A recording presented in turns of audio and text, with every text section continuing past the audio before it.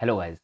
Hope आपने जो अभी तक इसकी नेक्स्ट प्रीवियस वीडियो थी वो आपने देख ली होगी। तो उम्मीद करता हूँ आपको प्रीवियस इसके 5 क्वेश्चन पता होंगे जावा इंटरव्यू के। तो moving on next questions.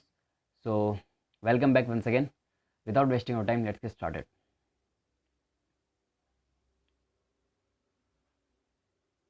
So one of the most askable question in Java interview, let explain about the public static word main. जो आपका मेन फंक्शन होता है जावा के अंदर, आप सारी चीज़ें उसके अंदर लिखते हो, उसके बारे में बताइए। तो पब्लिक स्टैटिक वर्ड मेन किस तरह का होता है, क्या होता है, वर्ड ही क्यों होता है, मेन का नाम मेन ही क्यों होता है, string A R G S आप इसको ऐसा क्यों लिखते हो, पब्लिक ही क्यों होता है, प्राइवेट क्यों नहीं हो सकता, स्टैटिक ही क्यों होता है, वर्ड होता है, इंट क्यों नहीं हुआ, स्ट्रिंग क्यों नहीं हुआ, ये सारी चीज़ बताता हूँ मैं आपको। तो जो पब्लिक है ना, to call JVM from anywhere, जो आपका जेवीएम है, ठीक है, जावा वर्चुअल मशीन जेवीएम है, ताकि इस मेन मेथड को कहीं से भी कॉल कर सके। अगर आप इसको प्राइवेट कर दोगे तो ज़रूरी है वो प्राइवेट, अगर आपने इसको बना दिया तो हो सकता है वो उसी क्लास में सिर्फ इसको आप कॉल करो उसी क्लास से। इसलिए हम इसको पब्लिक बनाते हैं ताकि जो जेवीएम है वो आपको इस मेन मेथड को कहीं से भी कॉल कर सके। Why we are making this main method is static only, just because of that without existing objects also JVM has to call this method and main method no way related to any object. मतलब without object भी JVM इसको call कर सकता है। ठीक है। Void ही क्यों रहा भैया ये, इंट और स्ट्रिंग टाइप का और भी किसी एनी टाइप का क्यों नहीं हुआ, रिटर्न टाइप का। देखो मेन इसलिए होता है ना क्योंकि मेन मेथड कुछ रिटर्न नहीं करेगा, main method want return anything. अगर आप इंट करोगे, इंट करके क्या रिटर्न कर लोगे इसको, इसलिए हम इसको वर्ड बनाते हैं। अब मेन ही इसका नाम क्यों होता है, मेन इसलिए होता है just because of that main, the name is main which is already configured in the JVM. अगर आपको इसका नाम कुछ और कर सकते हो आराम से, इसका नाम कुछ और करना है तो आपको जेवीएम में जा करके इसकी एसटीसी करनी पड़ेगी। तो आप मेन की जगह अपना नाम भी लिख सकते हो, मतलब पब्लिक स्टैटिक वर्ड रमेश भी कर सकते हो, कोई ज़रूरी नहीं है, कर सकते हो, लेकिन जेवीएम में आपको जाके उसको कॉन्फ़िगर करना पड़ेगा। Right. And what are the string A R G S, simply these are the command line arguments. तो आप ये मत सोचो स्ट्रिंग एरे है ये और फिर देन आर्ग्स क्यों लिखा है। तो स्ट्रिंग मैं बता दिया कमांड लाइन आर्ग्यूमेंट, इसलिए। तो इसका जो फॉर्मेट है, इसका डिक्लेरेशन है, ज़रूरी नहीं इस तरह से हो, आप इसको किसी तरह से भी any acceptable form you can declare it, like string, ये हमारा जो स्टैंडर्ड फॉर्मेट है तो कर ही सकते हो। और स्ट्रिंग जो आपका एरे है इसमें आप स्पेस दे करके भी लिख सकते हो, और स्ट्रिंग आर्क्स लिख करके उसके बाद में आप एरे इसका डिफाइन कर सकते हो किसी तरह से भी। और जो ये पब्लिक स्टैटिक है, आप इसको स्टैटिक पब्लिक भी लिख सकते हो, तो ज़रूरी नहीं है आपका ये यूनिवर्सल स्टैंडर्ड है, लिख सकते हो, कुछ उसमें आपका वो नहीं होगा। ठीक है। तो ये है पब्लिक स्टैटिक वर्ड मेन के बारे में। और whether class contain main method or not, ठीक है, whether main method declare or according to their requirement or not, these thing won't be checked by compiler at run time. समझ रहे हो, आप क्लास के अंदर मेन मेथड डिक्लेयर कर रहे हो या नहीं, ठीक है, और इसका declaration according to the requirement है या नहीं, ये सारी चीज़ें कंपाइल टाइम पे चेक नहीं की जाती है, क्योंकि इन सब के लिए आपका जेवीएम रिस्पॉन्सिबल होता है। ये चीज़ आप बोल देगा ना इंटरव्यू में तो बेस्ट रहेगा।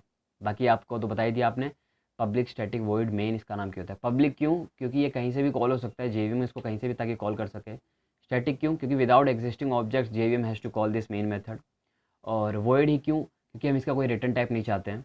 मेन ही क्यों, ज़रूरी नहीं, मेन मेन इसलिए क्योंकि इसका नेम ऑलरेडी जेवीएम के अंदर कॉन्फ़िगर्ड आउट है, तो अगर आपको चेंज करना है तो आप वहाँ से जाके चेंज कर सकते हो। स्ट्रिंग आर्क ये एक कमांड लाइन आर्ग्यूमेंट है जो स्ट्रिंग एरे टाइप का है।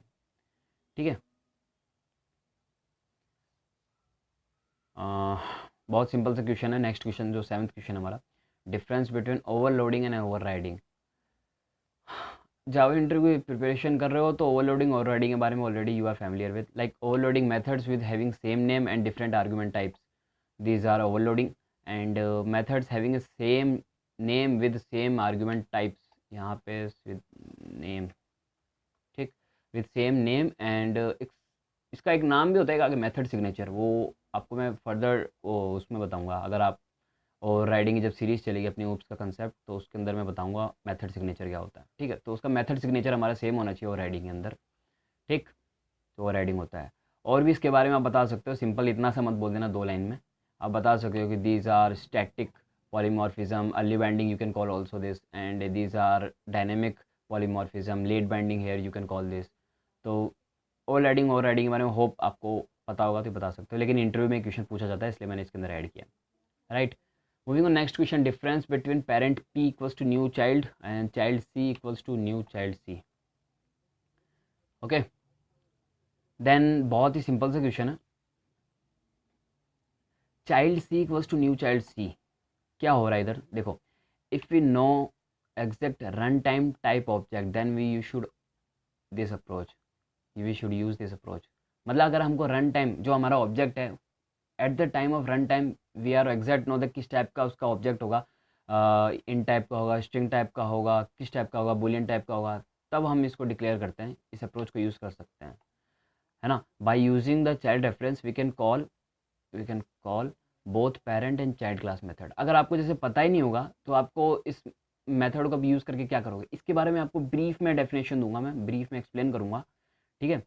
तो अभी सिर्फ इंटरव्यू के लिए तो आप इतना सब समझ लीजिए कि अगर हमको exact run time type object पता है कि किस टाइप का होने वाला है, तब हम इस अप्रोच को यूज़ कर सकते हैं, और इसके थ्रू आप चाइल्ड रेफरेंस के थ्रू आप बोथ पेरेंट और चाइल्ड मेथड्स को कॉल कर सकते हो, ठीक। Now parent P and new child C, ये क्या है भैया, सेम इसका अपोजिट है कि अगर आपको उस रन टाइम टाइप ऑब्जेक्ट आपको नहीं पता, ठीक है, तो आप इस अप्रोच को यूज़ कर सकते हो। एग्जांपल पॉलीमॉर्फिज्म, ठीक है, समझ लो। तो here we can only parent methods, ठीक है, और child methods, child specific methods को यू कांट कॉल, ठीक है। होप आपको समझ में आ रहा होगा, नहीं समझ में आ रहा होगा वीडियो को पॉज करिए, एक बार फिर से सुनिए। Now moving on next question, explain multi threading. Obviously ये क्वेश्चन आने वाला था। मल्टी थ्रेडिंग ऐसा कोई सा इंटरव्यू नहीं है जावा का जो आपसे नहीं पूछा मल्टी थ्रेडिंग क्या होती है। तो execution of multiple thread simultaneously, that is nothing but multi threading. so you are already familiar with like execution of multiple thread का execute होना एक simultaneously, that is nothing but multi threading। अब thread किस तरह से define होते हैं, by extending the thread class by implementing the runnable interface. So these are two ways we can define the thread. अभी और डीप में नहीं जाऊँगा, बहुत बड़ी चीज़ है ये, ठीक है। बहुत सारी चीज़ें हैं इसके अंदर, किस टाइप का होता है वो सारी चीज़ें, मैं एक मल्टी थ्रेडिंग का सेपरेट वीडियो बनेगा उसमें आप समझ लीजिएगा, but as a interview you can just define this stuffs only. Last question but not least, difference between aggregation and composition, one of the my best question for Java interview, ठीक। So difference between aggregation and composition. अभी aggregation and composition क्या होता है, ये आपका has a relationship के अंदर आता है उप्स के कंसेप्ट में, ठीक। तो मैं बताता हूँ क्या है composition. Without existing container object, if there is no chance of existing contain object, then container and contained object strongly associated and this strong association is nothing but composition। क्या बोला मैंने, कुछ समझ में आया नहीं, चलो समझाता हूँ। For example this is a university, ये जो आप पूरा सर्कल देख रहे हो ये एक यूनिवर्सिटी है, and in university there are lots of branches like EC branch, computer science branch, IT branch, mechanical and civil branch.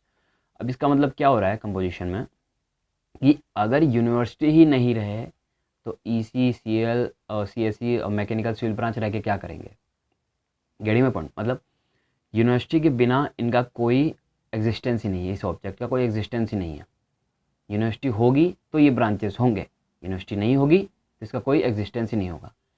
तो अब ये क्या है, EC, CS, मैकेनिकल, ये सारे क्या है, कंटेंट ऑब्जेक्ट है। कैसे, क्योंकि इस यूनिवर्सिटी के अंदर है, और यूनिवर्सिटी क्या है, कंटेनर ऑब्जेक्ट, जिसने इन सारे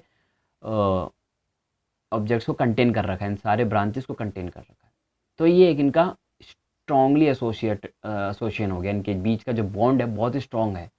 मतलब यूनिवर्सिटी नहीं होगी तो आपके ये सारे डिपार्टमेंट होंगे ही नहीं, EC डिपार्टमेंट, मैकेनिकल डिपार्टमेंट, ये सारी ब्रांचेस ही नहीं होंगी। तो इनका एक स्ट्रॉन्ग एसोसिएशन है, तो that strong association is nothing but composition, ठीक। Moving on aggregation, without existing container object, if there is a chance of existing contained object, then container and contained object are weakly associated and this strong association is nothing but aggregation। what does it mean for?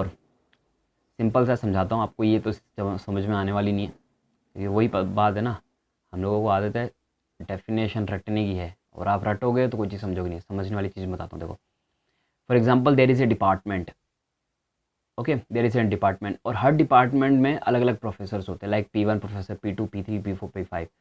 अब for example like अगर department, like for example ये EC department है, ठीक। अब EC department किसी भी reason से for example eliminate हो गया, लाइक कोई गवर्नमेंट ने रूल निकाल दिया that EC department has to be stop until the further notice, तो उन प्रोफेसर्स का क्या होगा? अब ऐसा तो नहीं ना वो ईसी के बाद में कुछ भी नहीं पढ़ा सकते, पढ़ा सकते हैं, वो कुछ दूसरी चीज़ करेंगे। तो इनके बीच में ईसी का और ईसी के प्रोफेसर का जो बॉन्डिंग हो गई ना, ये बहुत वीक बॉन्डिंग है, क्योंकि ज़रूरी नहीं है वो ईसी डिपार्टमेंट ख़त्म हो जाए, वो यार वो मैकेनिकल डिपार्टमेंट जाके पढ़ाएगा, हैं, ज़रूरी नहीं उस चीज़ को सीख करके पढ़ाएगा, फिर वो कंप्यूटर साइंस डिपार्टमेंट में पढ़ाएगा, तो उनकी जो बॉन्डिंग है वो वीक बॉन्डिंग है। That's why we have we calling aggregation, just because of that in the department the professor between the department are very weak association, so that weak association is nothing but aggregation. So these are the questions for Java interviews. Hope you are learn very well and आप इसको note down कर लीजिएगा, जो जो मैंने आपको दिखाया पढ़ाया जो भी सीखा आपने, प्लीज़ नोट डाउन कर लीजिएगा, आपको बहुत हेल्पफुल करेगी, क्योंकि मेरे भी हेल्पफुल थी ये। So hope you like this video, please comment, subscribe and like this channel, and कोई भी क्वेरी होती है, कोई भी क्वेश्चन से कमेंट बॉक्स के अंदर पुटअप करिए and ask, I will reply immediately. So thanks for watching, thank you so much, जय हिंद।